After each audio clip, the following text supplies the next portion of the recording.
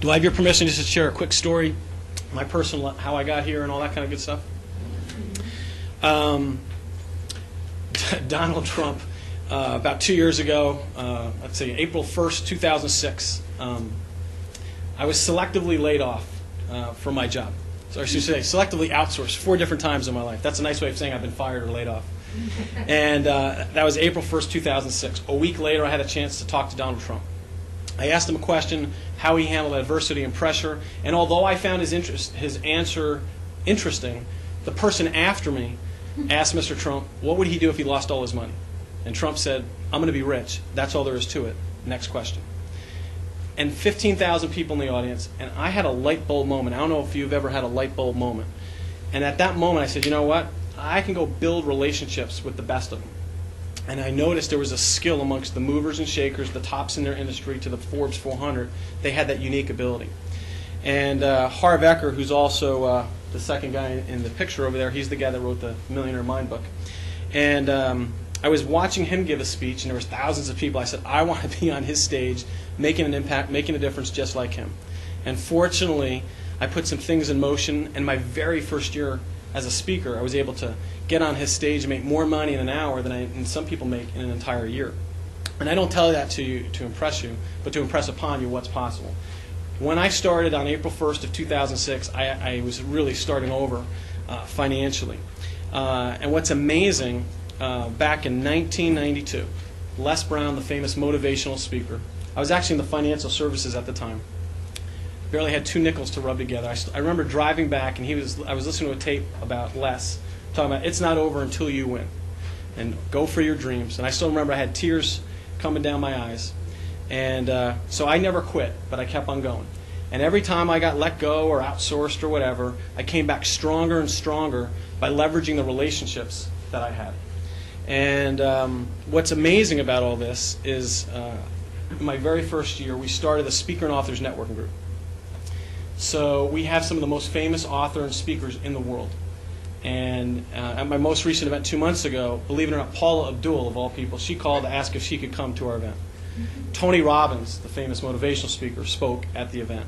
And we had several billionaires in the room. And again, I don't tell this to impress you, but to impress upon you what's possible when you go for your dreams and you focus on the things you're most passionate about and what you're most gifted at. And it all comes down, for at least for me, building connections, adding value, giving back, and helping others. Because there's no other explanation how in my first year, year and a half, as a speaker, we could accomplish what we did there. So, anyway, from being, going to be bankrupt and battling depression on 4 different occasions, now my life is like, it's like a dream. I've been to the NBA All-Star Game, I've gotten invited to the Oscars and the Super Bowl, again, all through leveraging connections on people I've met and helped along the way.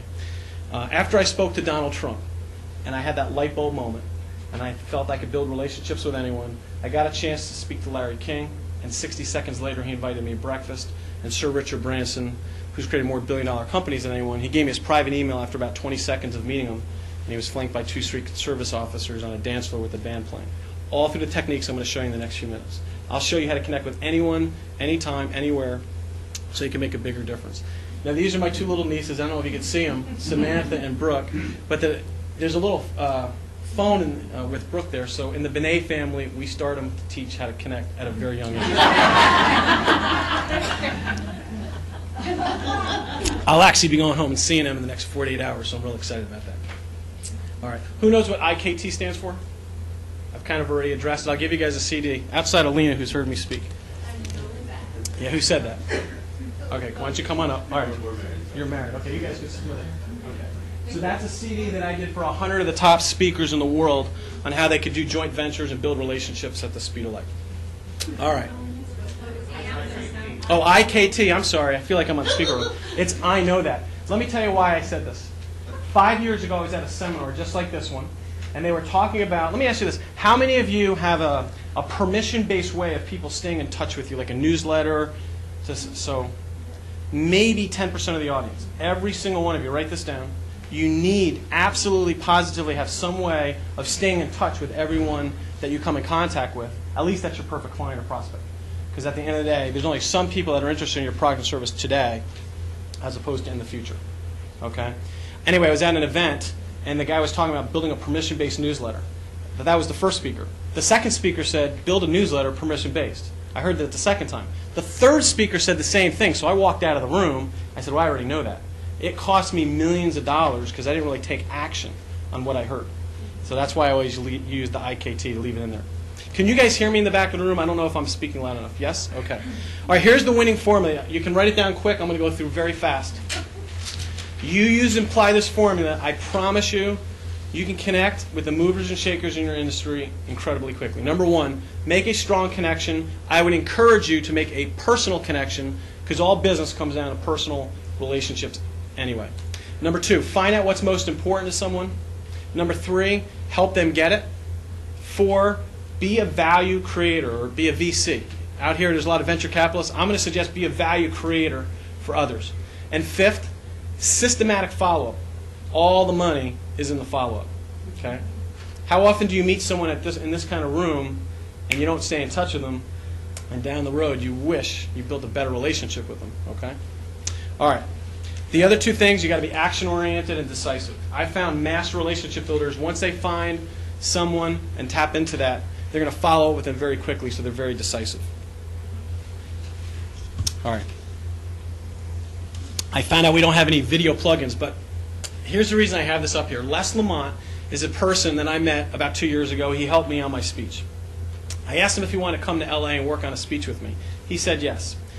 When I first met Les, he's a very accomplished businessman, a millionaire micro business, and I watched him in a social setting make some of the biggest mistakes I've ever seen a human being make. I hope you don't ever make them. I'll share just one.